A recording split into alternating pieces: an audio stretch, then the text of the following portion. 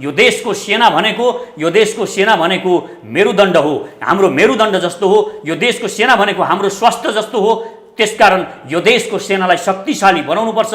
यो देशको सेना शक्तिशाली बनाउन सक्यौँ भने यसै पनि हाम्रो स्वाभिमान, हाम्रो शिर उच्च हुन्छ भन्ने मलाई विश्वास लाग्छ। भारतको एउटै छ, भारतले जे नेपालमा गरे पनि भारत दुईटा कुरा नेपालमा गर्न चाहँदैन।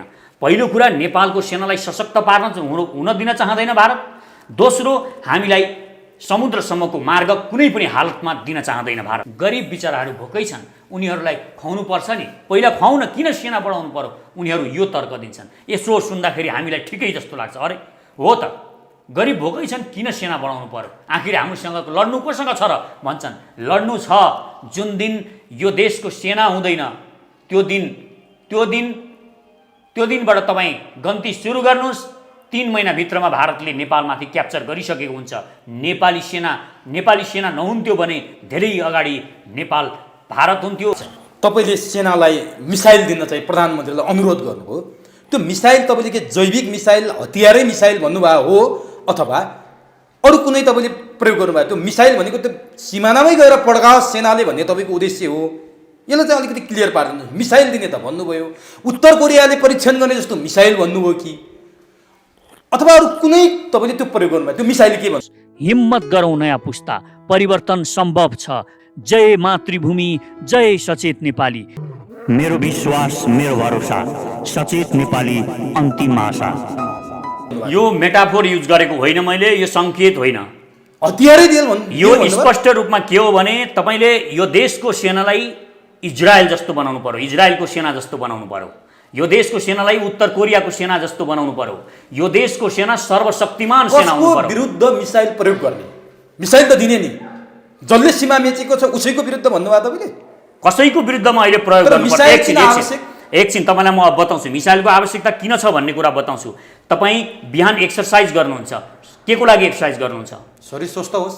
तपाईँ अरूलाई कुट्नको लागि त गर्नुहुन्न, तपाईँ अरूसँग युद्ध गर्नको लागि त गर्नुभएको होइन नि। तपाईँले बिहान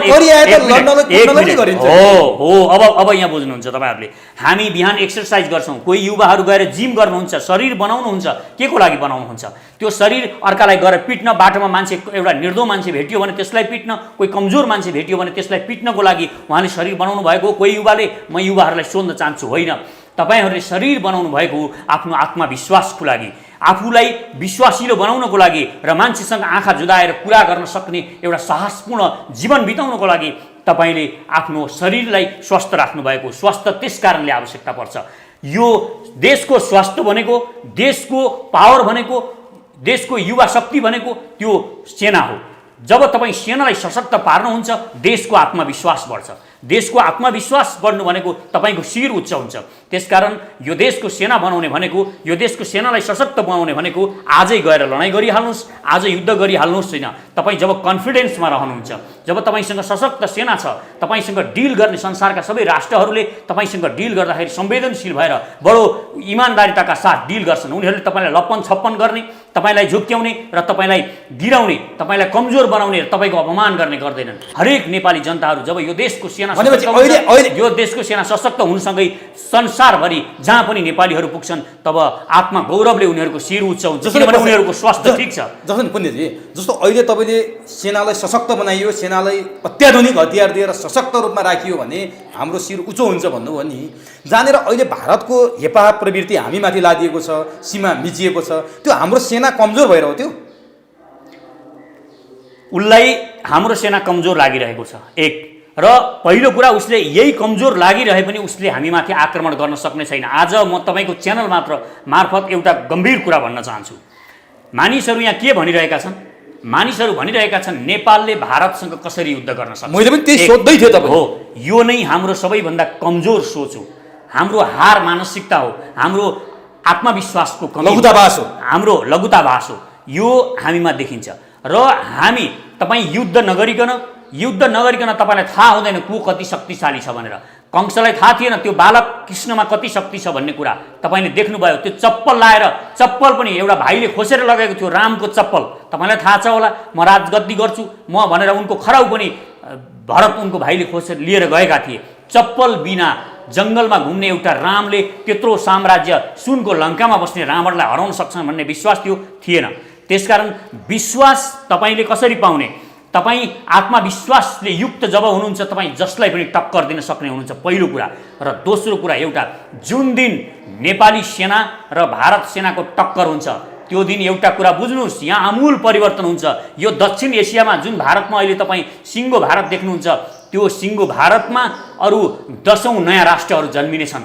संयुक्त राष्ट्रसङ्घमा नयाँ देशको नाम अंकित हुनेछ। नेपालको सेना शक्तिशाली भएको दिन, नेपालको सेनासँग जुन दिन भारतको द्वन्द्व हुन्छ, नेपाल ग्रेटर नेपालको बन्ने लाइनमा अगाडि बढ्छ।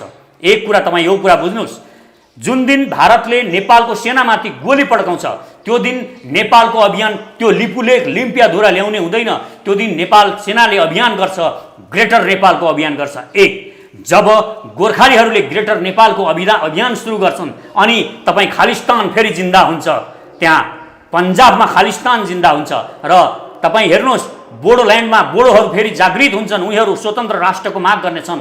बिहार हुँदैन, बिहार फेरि मगध हुन सक्छ। यो कुरा तपाईँले बुझ्न जरुरी छ। र 30 करोड मुसलमानहरू जो छन् भारतमा, 30 करोड मुसलमानहरू जो भारतमा बसेका छन्, ती 30 करोड मुसलमानहरूको रगतमा एउटा सास भरिनेछ र फेरि अर्को नयाँ राष्ट्र पाकिस्तान भन्दा विशाल एउटा राष्ट्र भारतमा जन्मिन सक्छ, मुसलमान राष्ट्र। यो हाइपोथेटिकल कुरा, हाइपोथेटिकल होइन। तपाईँ जुन दिन बन्दुक पड्किन्छ नेपालको विरुद्धमा, भारतको बन्दुक पड्किन्छ, यो सम्भावना देखिन्छ। यो म दूरदृष्टि, हेर्नुहोस् तपाईँ कति परसम्म सोच्नुहुन्छ त्यो तपाईँको कुरा हो, म कति परसम्म देख्छु यो मेरो कुरा हो। म यदि भारतले नेपालमाथि आक्रमण गर्यो भने म ग्यारेन्टी दिन्छु भारत विश्व संयुक्त राष्ट्रसङ्घमा अरू 10वटा राष्ट्रहरूका नाम अंकित हुनेछन्। भारत टुक्रा पर्छ भन्नुभयो त हो, भारत केवल दिल्ली बन्ने छ एक दिन। कति टुक्रा पर्छ? मेरो योजनामा 10वटा अरू नयाँ राष्ट्रहरू त्यहाँ जन्मिन सक्छन्। त्यसकारण भारतले यो दुस्साहस नगरोस् नेपालमाथि आक्रमण गर्ने। नेपालमाथि आक्रमण गर्दाखेरि भारत टुक्रा टुक्रा हुने सम्भावना छ। म भारतका जनताहरूलाई पनि भन्न चाहन्छु, तपाईहरू मोदीलाई नउकास्नुहोस्। राजनाथ, मोदी र शाह जस्ता गद्दारहरूलाई, देशद्रोहीहरू, त्यो यिनीहरू भनेका नेपालको लागि मात्र होइन भारतका लागि पनि देशद्रोही हुन्। यिनीहरूले जुन कदम चालिरहेका छन् त्योले भारत टुक्राउने सम्भावना छ। हामीमाथि बुरा नजर लाग्यो मात्र भने पनि हामी ग्रेटर नेपालको अभियानमा बन्ने नै छौँ, यो कुनै शङ्का छैन। र भारत दिल्लीमा सीमित हुन सक्छ। जुन भारतले देखेको छ विश्वगुरु बन्ने सपना, यो चकनाचुर विश्वगुरु बन्नको लागि पडोसी छिमेकीहरूलाई प्रेम गर्ने कलाको विकास गर्नुपर्छ। यो बुझ्न जरुरी छ। यसलाई हाइपोथेटिकल नभनियोस्। यो विषयमा यो बहस सुरु हुनेछ। अब आज मैले बोलेको छु, यो देशमा यो विषयमा बहस सुरु हुनेछ। अब तपाईँ भोलि यो विषयमा चर्चा हुनेछ र यो भारतमा पनि बहस हुनेछ। अब तपाईँले यति भन्दै गर्दा नेपालीहरू संघीयता नेपालमा लागू भएपछि मधेसीहरूले नेपाललाई टुकारेर बिहारमा मिसाउँछन् भन्ने चिन्ता गरिरहँदा तपाईँ आज नेपाली सेना शक्तिशाली भएर नेपाली सेनामाथि यदि भारतले बमबार्ड गर्यो भने आफै टुक्रा पर्छ भन्ने अर्को नयाँ बहसको सुरुवात गरिदिनु भयो। यो काहीँ सुनेको थिएन मैले बहस। तपाईँले कहाँबाट कसरी सुरु गर्नुभयो? यो नयाँ अत्यन्तै नौलो बहस तपाईँले सुरुवात गर्नुभयो। यो हामी अरूले सुनेका कुरा गर्दैनौँ। हेर्नुहोस्, हामी बजारमा चल्तीका कुरा गर्दै गर्दैनौँ। यो एउटा कुरा तथ्य हुन्छ। तथ्य त हेर्नुहोस्, बन्दुक पड्किन थालेपछि, धेरै मादल बजेपछि धेरै नाच्न थाल्छन्।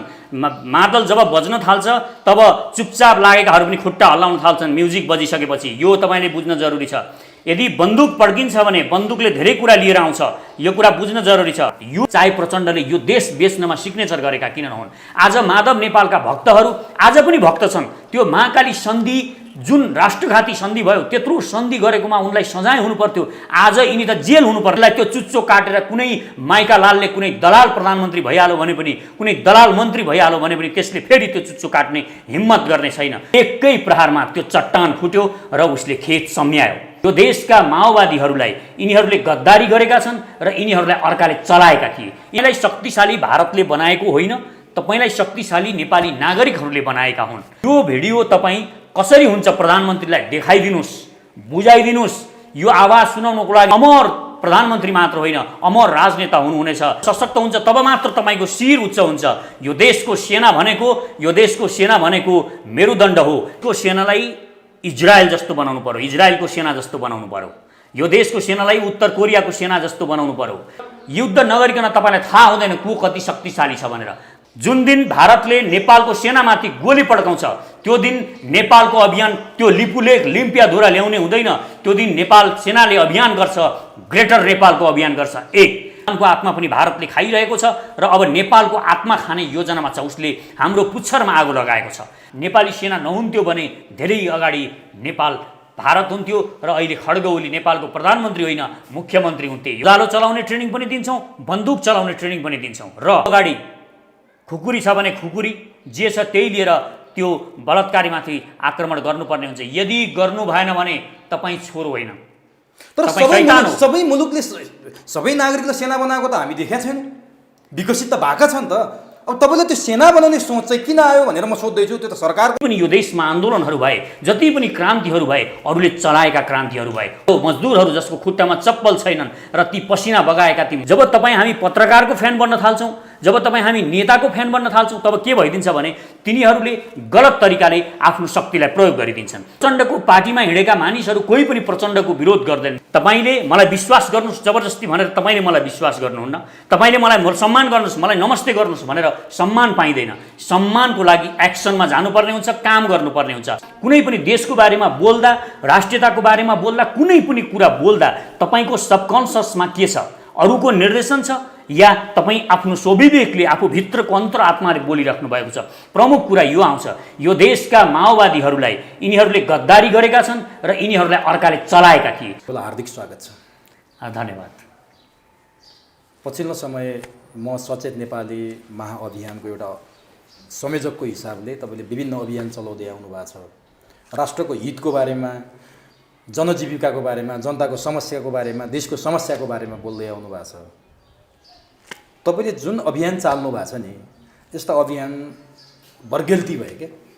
बर्खाको च्याउसरी उम्रिएका यी अभियानहरू अरूको अभियानभन्दा कुन एङ्गलबाट, कुन कोणबाट फरक छ कि पुण्य प्रसाईले चलाएको म सचेत नेपाली महाअभियान साँच्चीकै जनताको पक्षमा छ, साँच्चीकै जनताको लागि गर्छ भन्ने त्यो फरकपन चाहिँ के छ? पहिला यहाँबाट मैले सुरु गरेँ, अरू विषयमा म जान्छु त्यसपछि। धन्यवाद। पहिलो कुरा त के हो भने हामीले के बुझ्नुपर्ने हुन्छ भने जुनसुकै अभियान चलेको भए पनि ती नेपालप्रतिको प्रेमको भावले, जनताप्रतिको मायाको बोध भएर यो देशमा केही भइरहेको छैन, केही अझ राम्रो हुनुपर्छ भनेर चलाइएका हुन्। त्यो चाहे व्यक्तिले चलाएको होस्, चाहे समूह धेरैजना मिलेर चलाउनु भएको होस्, त्यो पक्षबाट हेर्दा त्यो राम्रो कुरा हो होइन, सबैभन्दा ठुलो कुरा। र अहिले जति पनि अभियानहरू हामी देख्छौँ उहाँहरूले के गरिराख्नु भएको छ, यो देशका धमिराहरू जो यो देशको जति पनि शक्ति छ त्यसको ब्रह्मलुट गरिरहेका छन्, ती धमिराहरूप्रति निगरानी गरिराख्नु भएको छ र ती धमिराहरूलाई झार्ने काम गरिराख्नु भएको छ। पहिलो उहाँहरूको र हाम्रो फरक के हो त भन्ने कुरा म बताउँदैछु। र हामी के गर्न खोजिरहेका छौँ भने हाम्रो छेउमा जङ्गली हात्ती छ, हाम्रो एउटा सानो घर छ, हाम्रो सानो घरमा धमिराहरू पनि छन्, त्यहाँ हामी पनि छौँ र त्यो धमिराहरूसँगै छेउमा अर्को एउटा जङ्गली हात्ती छ। जुन जङ्गली हात्तीले यो देश, यो हाम्रो घर, जुन एउटा सुन्दर घर तर सानो घर छ, त्यो घरमाथि आक्रमण गर्न खोज्दैछ। र हाम्रो म सचेत नेपाली महाअभियानको लक्ष्य चाहिँ त्यो हात्तीलाई, त्यो जङ्गली हात्तीलाई खेल्ने हो। त्यो जङ्गली हात्तीमाथि आक्रमण गर्न आइरहेको त्यो जङ्गली हात्तीलाई जवाफ दिने हो। र त्यो जवाफ दिनको लागि म यो देशका जनताहरूलाई जागरुक गराउन चाहन्छु। यो देशका नागरिकहरू जसमा एउटा विश्वास छ यो देशमा केही गर्नुपर्छ भन्ने, उहाँहरूलाई म भन्न चाहन्छु, हाम्रा जति धमिराहरू हाम्रो लागि खतरनाक छन् त्योभन्दा 1000 गुणा बढी खतरा हामीलाई त्यो जङ्गली हात्ती छ। किनभने त्यो जङ्गली हात्तीले हामीलाई आक्रमण गर्यो भने धमिरा पनि सँगै सकिनेछन् र हामी पनि त्यो सँगै सकिनेछौँ। त्यसकारण धमिरा झार्दै गरौँला। पहिला यो जङ्गली हात्तीबाट जुन हाम्रो सिमाना मिचिरहेको छ, हाम्रो आमामाथि बलात्कार गरिरहेको छ, बुट बजारिरहेको छ, उसलाई रोक्न जरुरी छ, त्यसलाई रोकेर जवाफ दिन जरुरी छ। पहिलो जवाफ यहाँ दिनुपर्छ र सबैले यहाँ फोकस हुनुपर्छ। देशभरिका जति पनि अभियन्ताहरू हुनुहुन्छ यो धमिरा झार्ने काम, यी धमिराहरूलाई त हामी कुनै पनि बेला जब यो जङ्गली हात्तीलाई हामी ठेगान लगाउँछौँ, यी धमिराहरूलाई त हामी चुड्कीको भरमा ठेगान लाउन सक्छौँ भन्ने हामीलाई विश्वास छ। र हामीमा फरक अहिले यो हो, उहाँहरू पनि सेवा गरिराख्नु भएको छ देशको, हामी पनि गरिरहेका छौँ। उहाँहरू अहिले घरभित्रका धमिराहरूलाई ठिक लाउन खोजिराख्नु भएको छ। म जङ्गली हात्तीमाथि फोकस भइरहेको छु र यो जङ्गली हात्तीमाथि आक्रमण गर्न खोजिरहेका छौँ। अब नि पुण्यजीले जानेर जङ्गली हात्ती भनेर एउटा मेटाफोर प्रयोग गर्नुभयो, बिम्ब प्रयोग गर्नुभयो। सायद तपाईँले भनेको हाम्रो सीमा मिचिएको छिमेकी दक्षिणी छिमेकी भारतलाई नै हुनुपर्छ होइन। यति भन्दै गर्दाखेरि तपाईँहरू एउटा अभियान चलाउनु भएको छ, महाअभियान चलाउनु भएको छ। यहाँ धेरै लामो समय 70-80 वर्षदेखि यहाँ पार्टी चलाएर आएका राजनीतिक दलका नेताहरू समेत तपाईँले जसलाई इङ्गित गर्नुभएको छ जङ्गली हात्ती, उसको सामु बत्तीको अगाडिको जुनकिरी जस्तै भएका छन् के, हायल कायल भएका छन्। कुनै बेला तिनैले भनेका थिए भारत विरुद्ध सुरुङ युद्ध गर्छु भनेर सुरुङ खन्न पनि लाए नेपालीलाई। उनीहरूको एउटा सैद्धान्तिक आधार पनि छ पार्टीको, तर यो अभियान भनेकाहरू जसको बेस टेक्ने ठाउँ पनि छैन, एउटा सिद्धान्त पनि छैन, सैद्धान्तिक आधार पनि छैन। यी अभियानहरू काहीँ न काहीँबाट सञ्चालित छन्, यिनीहरू स्वार्थमा छन् भनेर आरोप लाग्छ क्या। भनेको पार्टी हुँदै गर्दा सुरुङ युद्ध छेड्ने नारा दिनेहरू त आज हायल कायल भएर लम्पसार भएको कुराहरू जनताले बुझिसके। अनि तपाईँहरू चाहिँ कसरी गर्न सक्नुहुन्छ भन्ने कुरा पनि सोध्छन् क्या जनताले। प्रमुख कुरा के हो भने गर्न सक्दिन। हाम्रो माइन्डमा के चल्छ भने हामी बारम्बार यही सुनिरहेका छौँ, हामी गर्न सक्दैनौँ, हामी स्वतन्त्र हुन सक्दैनौँ, हामी भारतसँग टक्कर गर्न सक्दैनौँ, हामी विकसित हुन सक्दैनौँ। यो रेकर्डिङ हामीले देशभरिका जनताहरूलाई बजाउन लगाएका छौँ। हामी माथि जति पनि अभियन्ताहरू छौँ, यो देशका नेताहरू छन्, तिनीहरूले के किसिमको रेकर्डिङ बजाए भने हामीले वास्तवमा भारतसँग जुधेर केही पनि गर्न सक्दैनौँ, हामीसँग त्यो क्षमता छैन भन्ने रेकर्डिङ बजाए। त्यो रेकर्डिङ बजेको बजै देशका जनताहरूमा, पुरा नेताहरूदेखि तलसम्म जनताहरूमा यही प्रकारको स्कुलिङ भयो। र हामी सक्दैनौँ होला, भारत बिना हामी बाँच्दैनौँ होला, भारतले नाकाबन्दी लगायो भने हामी सकिन्छौँ होला, हामी सिद्धिन्छौँ होला भन्ने डर हामीले उत्पन्न गरायौँ। यो डर फ्याँक्ने पहिलो हाम्रो उद्देश्य हो। पहिला जनताबाट हामी यो डर निकाल्न चाहन्छौँ। गोर्खाली जाति भनेको सबै थोक गर्न सक्ने जाति हो। एउटा गाउँले राज्यबाट, एउटा गाउँको माटाको दरबारमा बस्ने राजाले, पृथ्वीनारायण शाहले आफ्ना देशका विषय नगर्ची जस्ताहरूको सल्लाहमा यो देशको पुनर्निर्माण गरेको हो, पुनर्एकीकरण गरेको हो। हामी त्यस्तो भूमिका मानिसौँ, त्यो ऊर्जा भएको देशका नागरिक हौँ हामी। त्यो कारणले हामी यो गर्न सक्छौँ। जुनसुकै कार्य संसारका कुनै पनि देशले गरेको महान कामहरू हामी गोर्खाली जाति, हामी नेपाली जातिले गरेर देखाउन सक्छौँ, एक। र दोस्रो कुरा, हामी र अहिले जुन पार्टीहरू तपाईँले अघि माओवादीलाई इङ्गित गर्नुभयो, यिनीहरूले गरेनन्, तपाईँले कसरी गर्न सक्नुहोला भन्ने जुन प्रश्न छ, तपाईँ के बुझ्नुहोस् भने एउटा किसानको खेतमा एउटा चट्टान थियो। त्यो चट्टान सयौँ वर्षदेखि त्यो किसानको खेतमा थियो, तर त्यो किसानले त्यो चट्टान हटाउन सकेको थिएन। जुन चट्टानको कारणले गर्दाखेरि त्यो किसानले सधैँ आफ्नो जुन भूमिबाट उत्पादन पाउनु पर्थ्यो त्यो उत्पादन पाउन सकेको थिएन। एक दिन उसले त्यो चट्टानलाई फोर्ने विचार गर्यो। चट्टान फोर्ने विचार गर्यो र ऊ चट्टानलाई एउटा घन किनेर लयो र चट्टानमाथि हान्न थाल्यो। आज हान्यो, भोलि हान्यो, महिनौँ दिनसम्म उसले चट्टानमाथि हान्यो, चट्टान फुटेन र ऊ हरेस खायो। यो त नसकिने रहेछ, यो असम्भव रहेछ, मैले यत्रो चट्टान फुटाउन नसक्ने रहेछु, अब म फुटाउन सक्दिनँ, अब म जे छ यसैमा स्वीकार गर्छु भनेर उसले घन लगेर घरमा फ्याँक्यो र आयो। ऊ बस्यो र त्यही पुरानो तरिकाले खेतीपाती गर्न थाल्यो। र महिना वर्षहरू बिते। एक दिन उसलाई अचानक फेरि उसले आफ्नो घन देख्यो। त्यो घन उसले उठायो, एकचोटि फेरि जानु पर्यो, एकचोटि फेरि यो चट्टानलाई हान्नु पर्यो भनेर गयो र एकचोटि जोरदार रूपमा त्यो घन फेरि उसले बजायो। एकै प्रहारमा त्यो चट्टान फुट्यो र उसले खेत सम्यायो।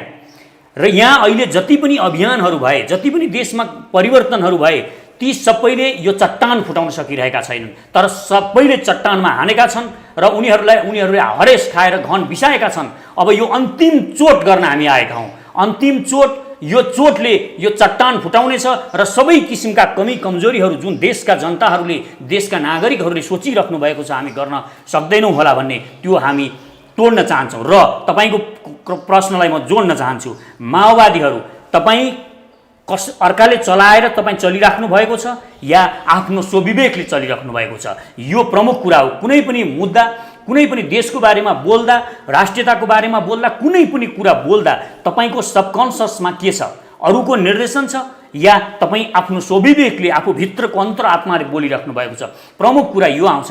यो देशका माओवादीहरूलाई यिनीहरूले गद्दारी गरेका छन् र यिनीहरूलाई अर्काले चलाएका थिए। यिनीहरूले के गरे तपाईँ हेर्नुहोस्, मालपोत कार्यालयमा गए, मालपोत जलाए, नापी जलाए, सबैतिर यिनीहरू यस्तो संवेदनशील ठाउँ गएर जलाए जहाँ हाम्रा नक्साहरू थिए, जहाँ हाम्रो सिमानाका प्रमाणहरू थिए, ती प्रमाणहरू नष्ट गर्ने काम यिनीहरूले गरेका छन्। सयौँ मालपोत कार्यालय, सयौँ नापी विभागहरू यिनीहरूले जलाएका छन्। त्यो एउटा उद्देश्य यिनीहरूको बाहिरबाट छ। तर युद्धमा त अब यो क्वेसनलाई अलिकति सक्यौँ। यो जलाए र उनीहरूले के गरे, यो देशका पुलहरू भत्काए, यो देशमा निर्माण गर्नुपर्ने हो। हामी जस्तो म सचेत नेपाली महाअभियानले नवनिर्माण सेना बनाउँछु भनेको छ। नवनिर्माण सेना हामी बनाउँदैछौँ भने हामी त्यो माओवादीको जस्तो देशका जनता काट्ने सेना बनाउन गइरहेका छैनौँ। हामी यो देशका पुलहरू भत्काउने सेना बनाउन गइरहेका छैनौँ। उनीहरूले के गरे, यो देशमा 360 भन्दा बढी पुलहरू भत्काए, 1700 भन्दा बढी यहाँका मन्दिरहरू भत्काए, हाम्रो कल्चर, हाम्रो सबैमाथि उनीहरूले एकसाथ धावा बोले। यो सबै प्रायोजित थियो, उनीहरूलाई कसैले चलाएको थियो, उनीहरू गोटी मात्र थिए। र अहिलेसम्म जति पनि यो देशमा आन्दोलनहरू भए, जति पनि क्रान्तिहरू भए, अरूले चलाएका क्रान्तिहरू भए, अरूको गोटी बनेर क्रान्तिहरू भए, ती हाम्रा भावनालाई समेट्न सकेनन् ती क्रान्तिहरूले।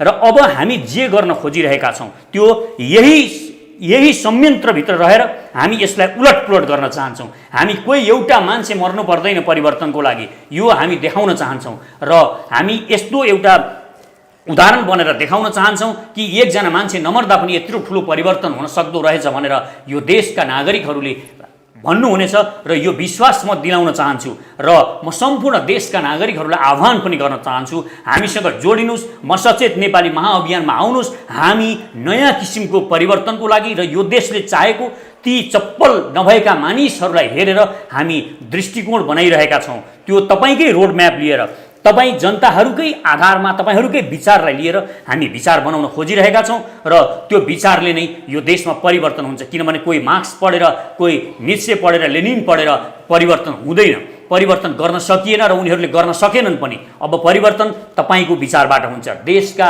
ती आम जो भोको पेट पटुका कसेर हलो जोतिरहनु भएको छ, उहाँको विचारबाट परिवर्तन आउँछ यो देशमा। उहाँको विचार समाउन सक्नुपर्छ। जो मजदुरहरू जसको खुट्टामा चप्पल छैनन् र ती पसिना बगाएका ती मजदुरहरूको त्यो विचार हामीले, उनीहरूको सोचबाट हामीले यो देशमा परिवर्तन खोज्नुपर्छ, अनि मात्र परिवर्तन आउँछ। तपाईँले जसरी यो कुरा व्यक्त गर्नुभयो, जनताले बुझ्ने गरी भन्दाखेरि यो कुरा हो कि भन्ने चाहिँ पार्नुभयो।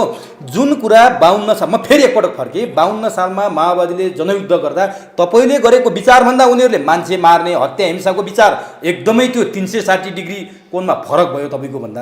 अरू कुरा त जनताको जनजीविकाको कुरा उठेर उनीहरूले जनयुद्ध गरेका थिए, भलै कतै कनेक्सन भएको थियो त्यो तपाईँले भनिहाल्नुभयो। त्यो कहाँ भएको थियो भन्ने कुरा पनि म तपाईँले सोध्नुलाई प्रमाणसहित तपाईँले बोलिदिनुपर्छ। अब मैले यहाँनिर भन्न खोजेको कुरा कस्तो भने, तपाईँ जसरी अभियान चलाउनु भएको छ, तपाईँको कुरा काट्ने ठाउँ छैन।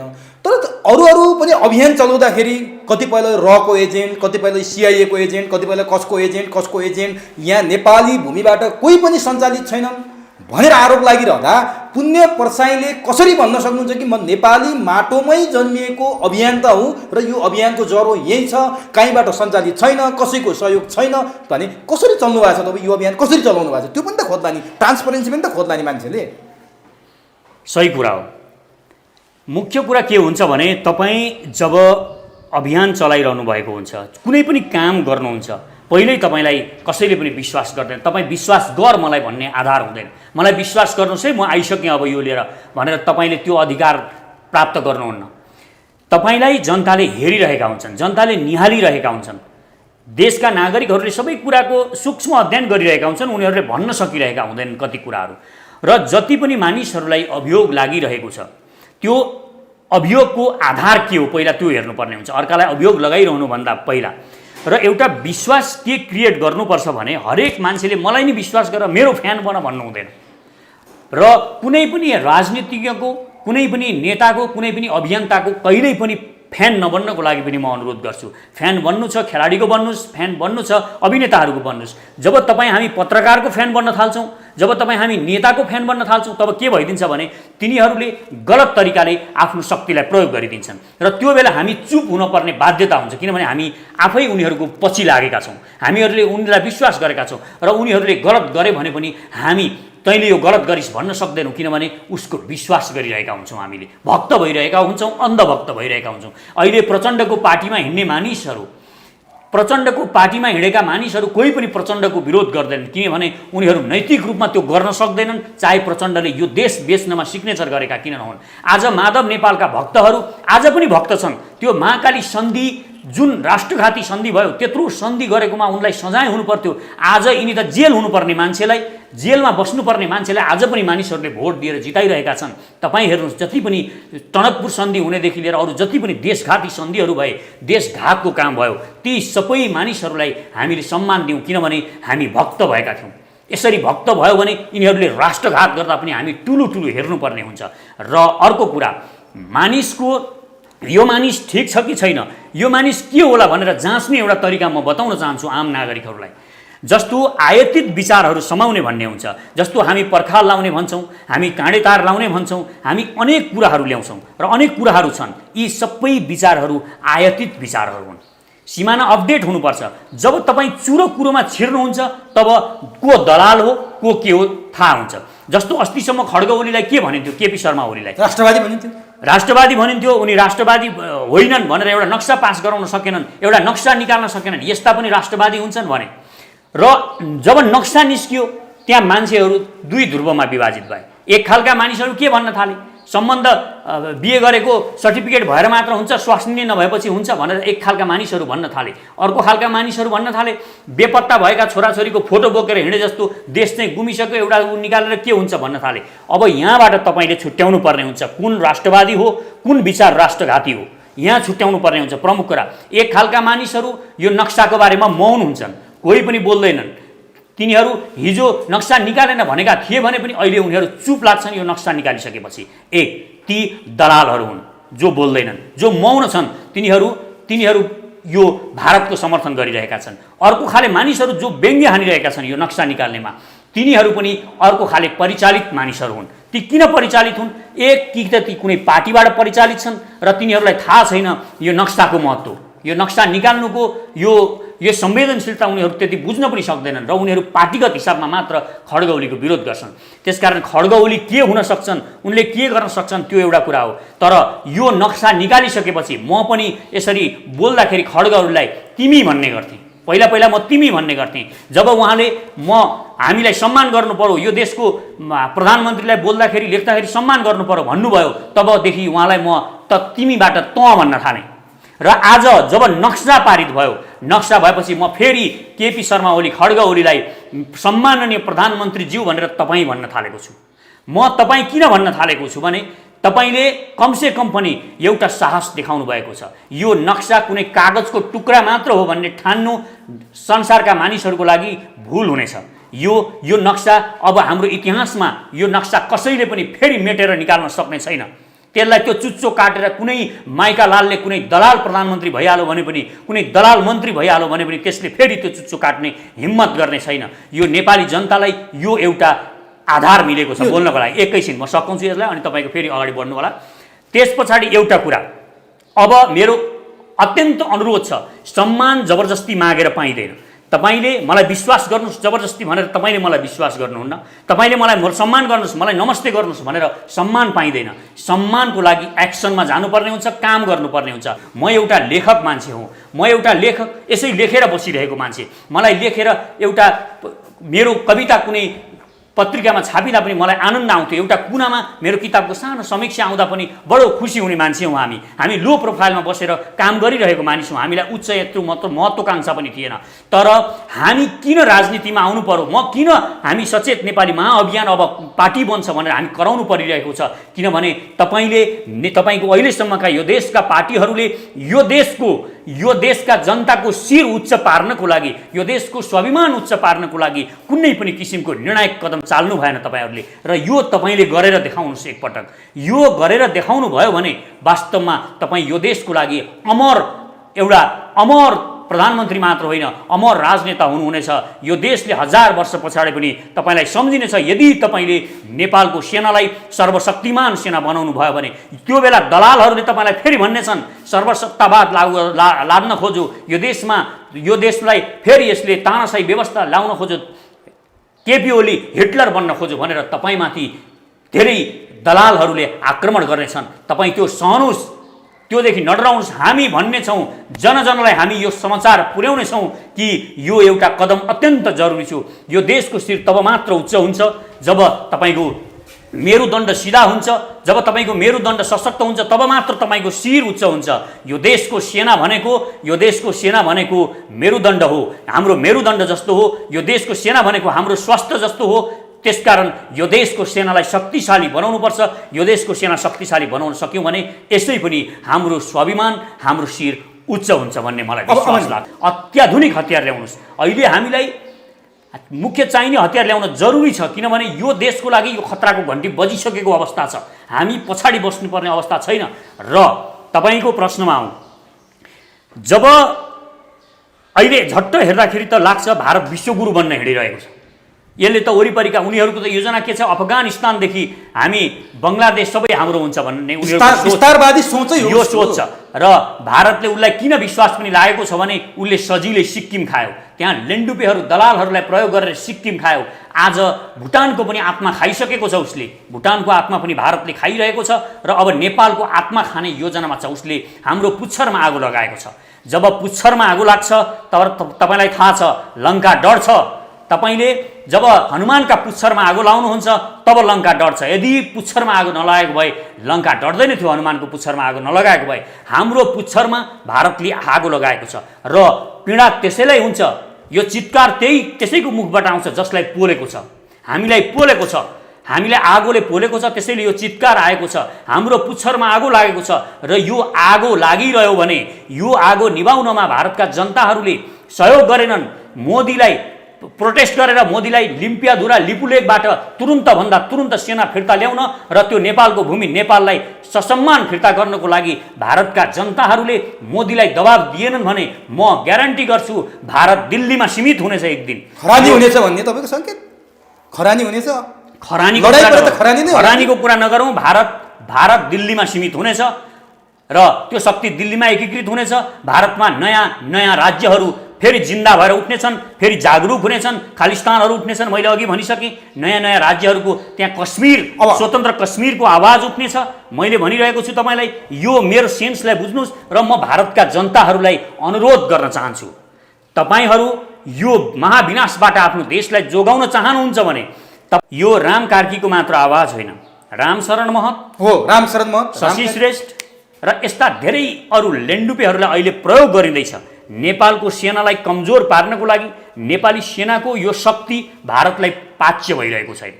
भारतको एउटै छ, भारतले जे नेपालमा गरे पनि भारत दुईटा कुरा नेपालमा गर्न चाहँदैन। पहिलो कुरा नेपालको सेनालाई सशक्त पार्न हुन दिन चाहँदैन भारत। दोस्रो, हामीलाई समुद्रसम्मको मार्ग कुनै पनि हालतमा दिन चाहँदैन भारत। यो चुरो कुरा जसले बुझ्दैन, यो दुईटा कुरादेखि बाहेक जो बाहिर रहेर कुरा गर्छ ती सब कि अबुझ मूर्ख हुन्, घोर मूर्ख हुन् कि ती दलाल हुन्। यो कुरा बुझ्न जरुरी छ। त्यसकारण हाम्रो म सचेत नेपाली अभियानले को मान्छे कसरी बोल्छ ती मानिसका बोलीलाई विश्लेषण गरेर यो देशमा राष्ट्रघातीहरूको नाम लिस्ट हामी प्रकाशित गर्छौँ। आदेश गर्ने हो सरकारले भनेको। तर सीमा मिचिँदा सेना आदेश पर्खेर बस्ने हो र भने नेपाली आमाको भूमिबाट, नेपाली आमाको छातीबाट पराई भूमिले बाटो खन्या छ, त्यो पनि 13 वर्ष अगाडिदेखि, जुन कुरा प्रधानमन्त्रीले मलाई थाहै छैन भनेर मन्त्री परिषदमा बोल्नुहुन्छ। अनि त्यो प्रधानमन्त्रीको आदेश पर्खेर बस्नुपर्ने सेना 13 वर्ष अगाडिदेखि सुरु भएको बाटो केही दिन अगाडि भिडियो कन्फरेन्स मार्फत त्यहाँका रक्षा मन्त्रीले उद्घाटन गरिरहँदा चुप्प लागेर बस्नुपर्ने आज पनि जनता सेना हुनुपर्ने बेलामा सेनाले त्यही प्रधानमन्त्री जसलाई मलाई थाहै छैन भन्ने प्रधानमन्त्रीको आदेश पर्खिँदा तपाईँलाई आनन्द लाग्यो? यो बौद्धिक प्रश्न भएन, यसलाई अलिक गहिरो गरिएर हेरिएन। जस्तो तपाईँले के हेर्नुपर्छ भने सेना कसले चलाउँछ भन्ने कुरा पहिला हाम्रो संविधानमा के छ तपाईँले बुझ्नुपर्छ। हामीले देश बचाउने भन्दाखेरि कोही पनि नियम विपरीत गएर कानुन तोडेर बुरुक्क उफ्रेर आतंकवादी हुने होइन। तपाईँको प्रचण्ड बन्ने होइन, जङ्गलमा गएर आफ्नै जनताको घाँटी रेट्न थाल्ने होइन। यसरी यस्तो किसिमको सर्कुलेसन स्कुलिङ गर्ने होइन। पहिलो कुरा के हो भने देशमा जनताको आदेश मान्ने हो सेनाले। यो आदेश मान्नुपर्छ। जनताले सरकार बनाइरहेका छन्। अहिलेको सिस्टम हामी मानिरहेका छौँ। यो सिस्टमबाट हामी भारतसँग लड्न सक्छौँ भनिरहेका छौँ भने यो सिस्टमलाई बलियो बनाउने जनताको सरकारले आदेश दिने हो। अहिले तत्काल युद्ध गर्ने बेला भइसकेको छैन। सरकारले त्यहाँबाट निर्णय गरेर, सरकारले भनेको जनताले हो, जनताले निर्णय गरेर नेपाली सेनालाई आदेश दियो, नेपाली सेनालाई आदेश दियो भने अहिलेकै सेनाले, अहिलेकै शक्तिले, अहिलेकै हात हतियारले, भारतीय त्यहाँ कति 6-7 हजार सेना बसेका छन् भनिएको छ, त्यसमा 1000 सेनाले त्यहाँका भारतीय सेनाहरूलाई डाँडा कटाउन सक्छ। यो शक्ति नेपाली सेनासँग छ। नेपाली शक्तिको, नेपाली सेनाको, यो गोर्खाली सेनाको तपाईँ यो जुन शक्ति छ, जुन ऊर्जा छ, उसको डिएनएमै एउटा जब सेनाले बुट लाउँछ, जब नेपाली म गोर्खाली सेना हुँ भनेर उसले कसम खान्छ, शपथ खान्छ, जब गोर्खाली सेना जय महाकाली आयो गोर्खाली भनेर अगाडि बढ्छ, तब त्यो सेना केवल एउटा साधारण मान्छे हुँदैन। त्यो सेना वास्तवमा भगवान शिवको शक्ति, गोरखनाथको शक्ति लिएर त्यसमा त्यो ऊर्जा आउँछ, त्यसले जे पनि गर्न सक्छ। यो शक्ति नेपाली सेनासँग छ। मलाई मेरो नेपाली सेनाप्रति 100% विश्वास छ। यदि म यहाँ तपाईँको अगाडि भनिदिन चाहन्छु, 96,600 नेपाली सेना भनेको 96,600 ट्याङ्क बराबर हो। यो कुरा तपाईँ सम्झिनुहोस्। त्यसकारण कुनै माइकालाल देशसँग, इन्डियासँग 96,600 एउटा ट्याङ्क छन् भने अनि मात्र उसले हामीलाई जित्न सक्ला, नत्र यो सम्भावना छैन। यो कुरा याद गर्न जरुरी छ। त्यसकारण नेपाली सेनालाई जसले पनि गलत कुरा भन्छ त्यो यो देशको गद्दार हो। त्यसले विदेशीको दाना खाएको छ, त्यो विदेशी आवाज बोलिरहेको छ। त्यसकारण के बोलिरहेका छन् यिनीहरूले? एउटा कुरा तपाईँले अर्को पनि कुरा बुझ्नुपर्छ। जस्तो जे कुरा पनि मानिसहरू बोलिरहेका हुन्छन् भने एउटा गुलियो कुरा त उनीहरूले ल्याउनु पर्ने उनीहरूको बाध्यता हुन्छ कि हुँदैन? जस्तो अब सेना रिड्युस गर्नुपर्छ, घटाउनुपर्छ भनिरहँदाखेरि उनीहरू के कुरा ल्याउँछन्? गरिब बिचराहरू भोकै छन्, उनीहरूलाई खुवाउनु पर्छ नि, पहिला खुवाउन, किन सेना बढाउनु पर्यो? उनीहरू यो तर्क दिन्छन्। यसो सुन्दाखेरि हामीलाई ठिकै जस्तो लाग्छ। अरे हो त, गरिब भोकै छन्, किन सेना बढाउनु पर्यो? आखिर हामीसँग लड्नु कोसँग छ र भन्छन्। लड्नु छ। जुन दिन यो देशको सेना हुँदैन त्यो दिनबाट तपाईँ गन्ती सुरु गर्नुहोस्। 3 महिनाभित्रमा भारतले नेपालमाथि क्याप्चर गरिसकेको हुन्छ। नेपाली सेना नहुन्थ्यो भने धेरै अगाडि नेपाल भारत हुन्थ्यो र अहिले खड्ग ओली नेपालको प्रधानमन्त्री होइन, मुख्यमन्त्री हुन्थे। यो कुरा याद गर्नुहोस्। हामीलाई बचाएको छ, हाम्रो शिर अहिले बचाएको छ। म यसरी बोल्दैछु, म तपाईँको अगाडि अहिले यसरी बोल्दैछु भने म के को शक्तिले बोल्दैछु? मेरो देशका नागरिकहरूको र मेरो देशमा सेना छ भन्ने शक्तिले बोलिरहेको छु। म मेरो देशको सेनाले मलाई केही पर्यो भने, मेरो देशको सेनाले मलाई बचाउँछ, जोगाउँछ, मेरो देशका नागरिकहरूले मलाई जोगाउँछन् भन्ने मलाई विश्वास छ। यो विश्वासले म बोलिरहेको छु। यो विश्वास हेर्नुहोस्, तपाईँ अहिले मलाई यसरी प्रश्न सोध्न सक्ने हिम्मत गरिरहनु भएको छ, भारतको विरोध गर्न सक्नु भएको छ। यो साहस तपाईँलाई कहाँबाट आइरहेको छ? कसले दिएको तपाईँलाई यो साहस? यो साहस तपाईँले नेपाली सेना छ त्योबाट पाइरहनु भएको छ, यहाँ नेपाली नागरिकहरूबाट पाइरहनु भएको छ। तपाईँ म सचेत नेपाली महाअभियानको संयोजक, तपाईँहरू चाँडै पार्टी बनाउने तयारीमा पनि हुनुहुन्छ। यी पार्टीहरूको विकल्पमा तपाईँहरूको त्यो पार्टी बनोस् भन्ने तपाईँहरूको चाहना छ, जसले नेपाली सेनाको पनि भावना बुझोस्, जनताको भावना बुझोस् र परिचक्री पाउबाट नेपाललाई जोगाओस् भन्ने तपाईँहरूको उद्देश्य छ। अब तपाईँहरूको यो सेनाको संरचना, तपाईँले आफ्नै संरचना छ, तपाईँहरूसँग सेना यस्तो बन्नुपर्छ, उस्तो बन्नुपर्छ भन्ने छ। तपाईँहरूको पार्टी, तपाईँहरूको अभियान, महाअभियानको संरचना चाहिँ कस्तो हो? सैनिकको कस्तो गरेपछि सैनिक बलियो हुन्छ र तपाईँहरूले त्यो अभियानलाई बनाउने सेनाको संरचना चाहिँ आम दर्शकलाई बुझाइदिनुहोस् त।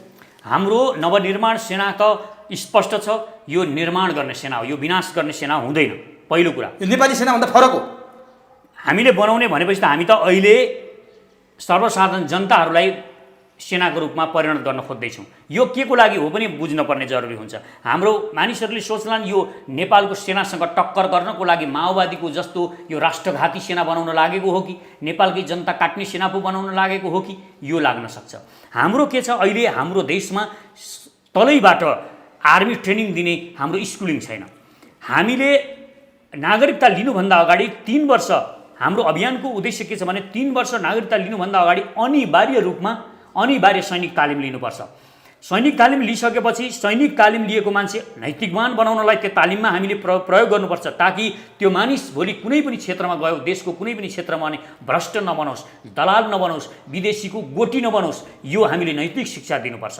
एक। दोस्रो, उसलाई उसको 3 वर्षको त्यो ट्रेनिङले उसको स्वास्थ्य पनि राम्रो हुन्छ र उसलाई आत्मविश्वास बढ्छ। स्वास्थ्यले सबैभन्दा ठुलो आत्मविश्वास दिन्छ। तपाईँसँग अरबौँ रुपियाँ छ, तपाईँ सबै कुरा तपाईँसँग हुँदाहुँदै पनि तपाईँको स्वास्थ्य ठिक छैन भने तपाईँको आत्मविश्वास बढ्दैन। त्यसकारण युवाहरूलाई आत्मविश्वास बढाउनको लागि त्यो ट्रेनिङ काम लाग्छ। दोस्रो कुरा, यदि देशमा कसैले आक्रमण गर्यो, देशमाथि घात भयो भने हामीले त्यो सेनालाई हामी त्यो 3 वर्षको ट्रेनिङलाई सेनाको रूपमा परिणत गर्न सक्छौँ। यो 3 वर्षको ट्रेनिङको यो स्थिति रहन्छ र अहिले यो ट्रेनिङ छैन। यो ट्रेनिङको अवस्था नभएको कारणले, सरकारले नगरेको कारणले हाम्रो अभियान के हो भने हामी जुन नवनिर्माण सेना बनाउँछौँ, यो नवनिर्माण सेनालाई यति नै किसिमका ट्रेनिङहरू हामी दिएर राख्छौँ। यो भूमिगत अवस्थामा हुँदैन। कोदालो चलाउने ट्रेनिङ पनि दिन्छौँ, बन्दुक चलाउने ट्रेनिङ पनि दिन्छौँ। र दोस्रो कुरा, यो सेनाले भोलि के गर्छ त, हामीले पार्टी बनाउनु नपरोस्। म चाहन्छु हामीले पार्टी बनाउनै नपरोस्। आदरणीय सम्माननीय प्रधानमन्त्री केपी शर्मा ओलीज्यूले यो देशको सेनालाई सशक्त बनाउनुहोस्, यो देशका गरिब भोका नाङ्गाहरूको उद्धार गर्नुहोस्, भलो गर्नुहोस्। हामीलाई पार्टी बनाउने कुनै मोह छैन। म एउटा लेखक, मलाई किताब लेखेर बस्नु जति आनन्द यो संसारमा केही पनि लाग्दैन।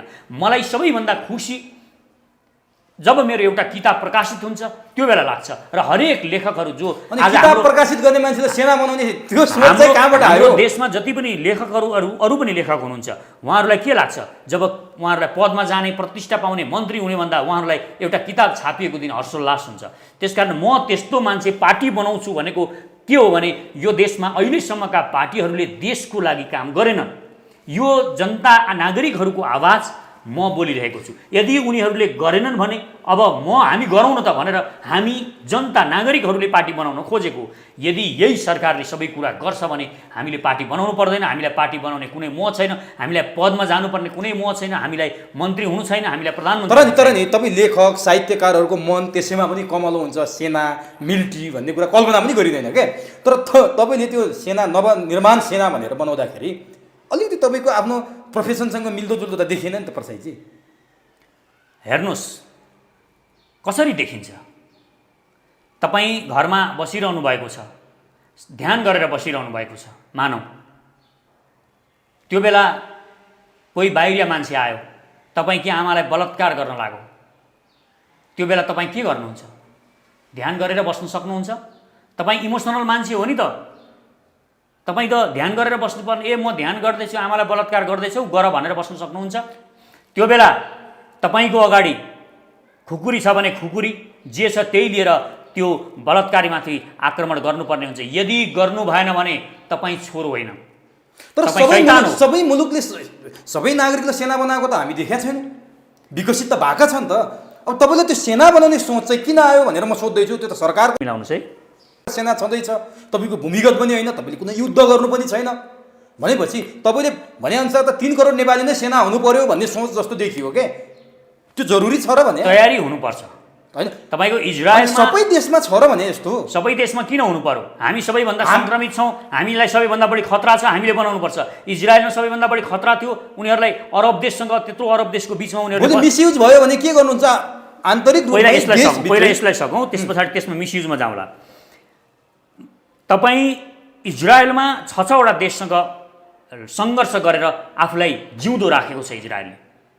त्यहाँ हरेक बच्चा सेना भन्छ एकपटक, महिलाहरू पनि पुरुषहरू पनि सबैले सेना हुन जरुरी छ, सैनिक तालिम लिन जरुरी छ। त्यो यहाँ मैले अघि तपाईँलाई यो किन भन्ने कुरा त बताइसकेको छु। नैतिक शिक्षाको लागि पनि मैले भनिसकेको छु। त्यो प्रश्नमा तपाईँको यो प्रश्नमा धेरै त्यहाँ उत्तर आइसकेको छ। र अर्को कुरा, हामीलाई सबैभन्दा इजरायललाई भन्दा बढी खतरा नेपाललाई छ। तर इजरायल त सधैँ युद्धको भुमरीमा फसिरहेको छ नि त। प्यालेस्टाइनसँग लडाइँ छ, अमेरिकाले त्यत्रा हतियारका कारखाना त्यही खोल्या छ, त्यो जोगाउनु छ उसलाई। हामीमा त त्यस्तो खतरा त त्यही सीमाको मिचिएको कुरा हो, त्यसकै लागि चाहिँ हाम्रो आफ्नो सरकारको सेना छँदैछ भन्ने मेरो प्रश्न। तपाईँहरू त्यो देख्नु भएको छैन। नेपालको खतरा यो नदेख्नु नै यो सबैभन्दा ठुलो। भनिदिनुहोस् त आज जनताको त्यो भ्रम खोलिदिनुहोस् त। त्यो नेपालमा सबैभन्दा इजरायललाई भन्दा बढी खतरा नेपाललाई छ। कहाँबाट छ? भारतबाट इजरायललाई भन्दा बढी खतरा नेपाललाई छ। अल्टिमेट भारतको उद्देश्य भनेको नेपालको सार्वभौम सत्ता खानै छ। यो कुरा, यो चेतना, यो दूरदृष्टि राख्न सक्नु भएन भने तपाईँ राष्ट्रभक्त होइन। र यो खतरा छ, त्यसकारणले नेपालको हरेक युवा, हरेक मानिसले सेनाको तालिम लिनु अति आवश्यक छ। एक। र दोस्रो कुरा, हामी नवनिर्माण सेनाको तपाईँले क्वेसन गरिराख्नु भएको छ, यो के हो भनेर। अब तपाईँको नवनिर्माण सेना हाम्रो भोलि जब यो सरकारले ठिक ढङ्गले काम गरौँ, हामी न नवनिर्माण सेना बनाउँछौँ न पार्टी बनाउँछौँ, हामीलाई बनाउनु छैन, हामीलाई मोह छैन पदमा जाने। तर यदि हामीले भने जसरी भएन भने हामी नवनिर्माण सेना बनाउँछौँ। त्यसले के गर्छ, जब नागरिकले नेपालका नागरिकहरूले चाहेको जस्तो सरकार बन्छ, सरकार बनेपछि त्यो नवनिर्माण सेना निर्माण कार्यमा लाग्छ। एउटा विशाल विशाल कन्स्ट्रक्सनहरू, जुन कन्स्ट्रक्सन गर्नको लागि 10 वर्ष लाग्छ, त्यो 10 वर्षको काम हाम्रो नवनिर्माण सेनाले 6 महिनामा सक्छ। त्यो माओवादीको बन्दको सेना जस्तो फेरि सेना समायोजन गर्ने एउटा तपाईँले त्यो खोज्ने हो कि भन्ने पनि आशंका हुन्छ के। अब सेना बन्न थाल्यो भने त मान्छे त्यसरी सोच्छ, भोलि आफूले पनि भाग पाउनु पर्यो, नेपाली सेनामा समायोजन गर्नु पर्यो। नजिर त छ नि प्रसाईजी, भोलि त्यो कुरा पो आउने हो कि, त्यो पनि प्रश्न पार्छ। त्यो आउँदा के हुन्छ त, नागरिकको सेना नागरिक छ, निर्माणमा लाग्छ। एउटा माओवादीको सेना समायोजन गर्न कत्रो वर्ष लाग्यो, हाम्रो त्यो हुँदैन, हाम्रो त्यो समस्यै छैन। हामीले जुन नवनिर्माण सेना भनेका छौँ, हामीले बनाउने नवनिर्माण सेना भनेको निर्माणको लागि हो। यो तपाईँ सम्झिनुहोस्, बाटो बनाउनु पर्यो, यो काम लाग्छ। अहिले यही मूलधारको सेना हो, अहिले जुन सेना छ, मूल राष्ट्रको सुरक्षा गर्नुपर्ने सेना, त्यो बाटो बनाउन पनि त्यो सेनालाई लगाइएको छ। यो सेनाको मिसयुज भएको छ। अहिले औषधि खरिद गर्न त्यही सेनालाई लाइन्छ, बन्दुक बोक्नुपर्ने सेना व्यापारमा लाग्यो भन्छ। यो समस्या भएको कारणले एउटा छुट्टै शाखा हुनुपर्छ यही सेनाको।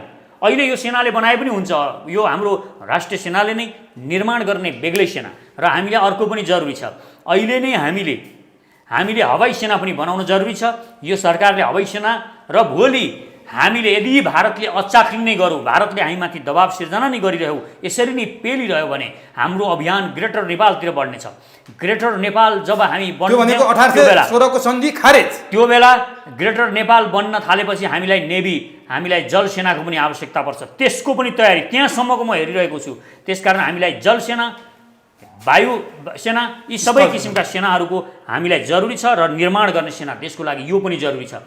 देशको सार्वभौम सत्ता, देशको स्वाभिमान बचाउनको लागि तपाईँले दूरदृष्टि राख्नु भएन। तपाईँ आफ्नो कुवामा, आफ्नो वरिपरि मात्र रहनुभयो, त्यही घेराहरू मात्र हेरिरहनु भयो भने तपाईँले केही पनि देख्नु पर्दैन। अलि उठेर हेर्नु पर्यो, अलि उठेर यो देशको भविष्यलाई हेर्नु पर्यो, अनि मात्र सबै। अब अन्तिमतिर सुपन्नेजी,